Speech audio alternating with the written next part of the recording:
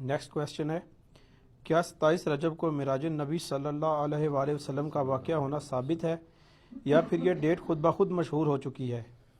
واقعہ معراج کی تفصیلات بھی بتا دیں، شکریہ۔ یہ سوال اس لیے کیا جا رہا ہے کیونکہ رجب 1440 ہجری کا آخری اشرہ شروع ہو چکا ہے اور اسی حوالے سے پاکستان، انڈیا اور بنگلہ دیش میں مساجد کے اندر معراج سے ریلیٹڈ جلسے منعقد ہو رہے ہیں۔ آج دیکھیں پریکٹیکلی تو اس میں تو کوئی شک نہیں ہے کہ نبی علیہ السلام کا یہ بہت بڑا معجزہ ہے، اور یہ معراج کا لفظ جو ہے غلط العام ہو چکا ہے۔ اصل میں اس معجزے کا نام ہے الاسراء والمعراج۔ نبی علیہ السلام کو صرف معراج نہیں ہوئی ہے بلکہ الاسراء بھی ہوئی ہے۔ اس لیے آپ بخاری مسلم میں احادیث اٹھا کے دیکھیں گے نا، اور آپ ان احادیث کے اوپر باب دیکھیں گے تو وہ اس نام سے ہوں گے الاسراء والمعراج۔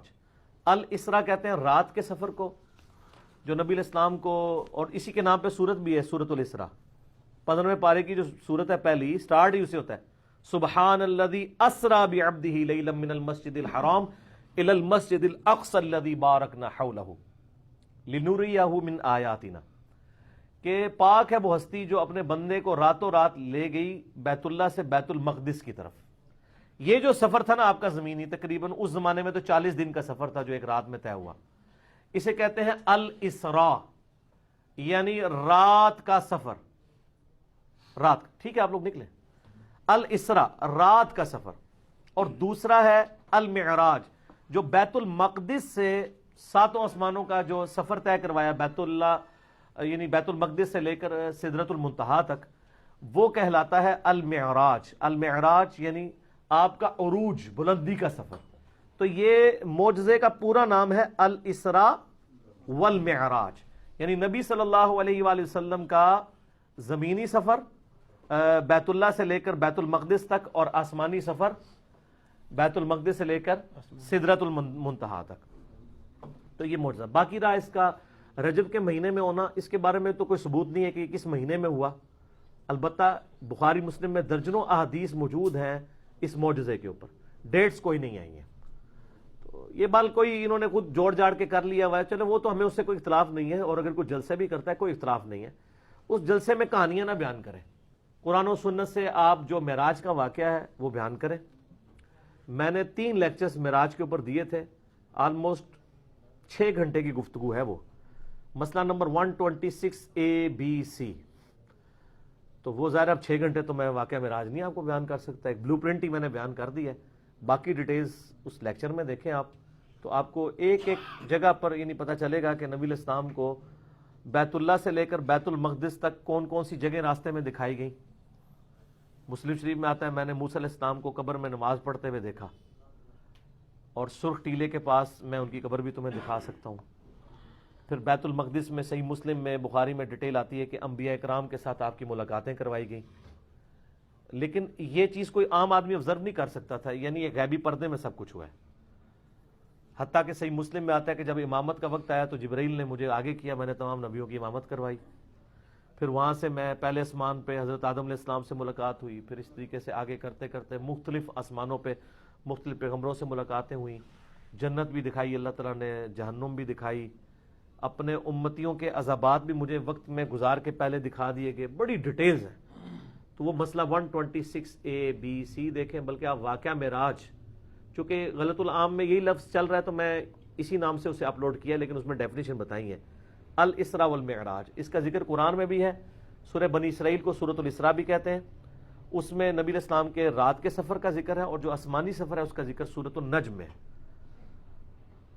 تو یہ ساری آیات میں نے کور کی ہیں، پھر احادیث بخاری مسلم سے کور کر کے پورا ایک ڈیٹیل کے ساتھ، ایک سمجھ لیں پورا وہ PhD تھیسیز ہے جو میں نے کور کیا ہے۔ پھر اس میں جتنے اختلافی موضوعات ہیں، خصوصاً اللہ تعالیٰ کے ساتھ جو ملاقات والا معاملہ ہوا ہے جس کے اوپر کئی ایک رائے پائی جاتی ہیں، اس کو میں نے ڈیٹیل سے کور کیا ہے۔ تو ایک پوری ایک ڈاکٹرائن ہے، تو وہ اس مختصر وقت میں بیان نہیں ہو سکتی۔ تو معراج کا مہینہ ہے، آپ وہ جا کے یوٹیوب پہ اس کے کلپس تو لاکھوں لوگوں نے دیکھے ہیں، اور آپ پورے لیکچر سنیں۔ 126ABC یہ 3 لیکچرز میں نے دیے تھے جب یہاں پہ سورہ بنی اسرائیل کی شروع کی آیات آئی تھی، ڈیٹیل کے ساتھ میں نے الحمدللہ، اور میں یہ یعنی ایک فخریہ نہیں کہہ رہا ہوں بلکہ تحدیث نعمت کے طور پہ کہہ رہا ہوں، آپ معراج کے اوپر جتنی کتابیں تقریریں سنیں گے اکثر آپ کو کہانیاں ملیں گی، لیکن وہاں پہ جو میں نے بیان کیا ہے ایک ایک حدیث کا نمبر کے ساتھ ایک ایک چیز پوری ذمہ داری کے ساتھ بیان کی ہے اللہ کے فضل سے. اور میں نے یہ بھی بتایا کہ کن لوگوں نے بغیر ذمہ داری کے کہانیاں کرائی ہیں، وہ کہانیاں بھی ایکسپوز کی ہیں. ٹھیک ہے، کیونکہ ہم تو انجینئرنگ بھی ساتھ ساتھ کر رہے ہوتے ہیں نا. دین صرف اس چیز کا نام نہیں ہے کہ آپ صحیح چیز لوگوں کو بتائیں، دین اس چیز کا بھی نام ہے کہ غلط چیز بھی بتائی جائے. اگر آپ غلط چیز نہیں بتائیں گے لوگوں کو کہ یہ غلط ہے تو صحیح کا صحیح ہونا کیسے پتہ چلے گا؟ قرآن پاک میں یعنی اللہ تعالیٰ نے تصویر کے دونوں رخ پیش کیے ہیں. عیسائیوں کے غلط عقائد کی بھی نشاندہی کیا اور صحیح عقیدہ توحید بھی بتایا. یہ نہیں ہے کہ صرف توحید بیان کی ہے اور عیسائیوں کی غلطیاں ہائیلائٹ نہیں کی ہیں.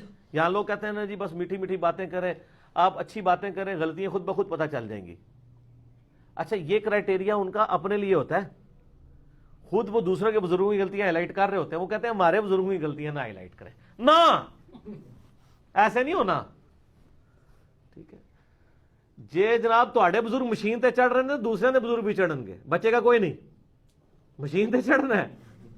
ٹھیک ہے نا جی. تو کیونکہ آپ سچائی کی بات کر نہیں سکتے، اس لیے آپ دیکھیں کہ اللہ تعالیٰ نے ہر چیز جوڑوں کی شکل میں پیدا کی ہے. مرد و عورت بھی جوڑا ہے، ایون آپ کو نباتات کے اندر بھی جوڑے ملیں گے. امر بالمعروف و نہی عن المنکر، یہ بھی جوڑا ہے. نیکی کا حکم دو اور برائی سے روکو. علم اور عمل، یہ بھی جوڑا ہے. دنیا اور آخرت، یہ بھی جوڑا ہے. جنت اور دوزخ، یہ بھی جوڑا ہے. تو سر آپ ویسے تو جوڑے کو مانتے ہیں، جب بابوں کی باری آتی ہے تو آپ کہتے ہیں صرف پازیٹیو باتیں کریں. نہیں جی، آپ صرف اچھائی لوگوں کو بتا دیں، خود بخود برائی ختم ہو جائے گی. سر اس طریقے سے برائی ختم ہونی ہوتی تو یہ انجینئر محمد علی مرزا صاحب کی ویڈیوز کے آنے سے پہلے ہی ختم ہو گئی ہوتی. اب کیوں ہلچل مچ گئی ہے؟ وہ اسی لیے مچی ہے کہ دین صحیح اپنے ٹرو ایسن کے اندر بیان ہو رہا ہے. اور یہی وجہ ہے کہ وہ لوگ جناب جولیاں، مجھے وہ آ کے بھائی کہتے ہیں لوگ میرے ابا جی تین چولی چک کے تھوڑے سے بدوا کرتے ہیں، اینے میری نسل برباد کر چھڑی. حالانکہ ان کو اللہ کا شکر ادا کرنا چاہیے اور یہ کہنا چاہیے کہ شکر ہے کہ میرے ماں باپ نے مجھے ہدایت نہیں دی تھی، آج میری اولاد تک ہدایت پہنچی اور اس نے مجھے سکھا دی. میں مرنے سے پہلے توبہ کر لی میں نے، بجائے یہ کہ آپ یعنی پیٹ سے آپا ڈال کے بیٹھ جائیں. اللہ کا شکر ادا کریں. ٹھیک ہو گیا.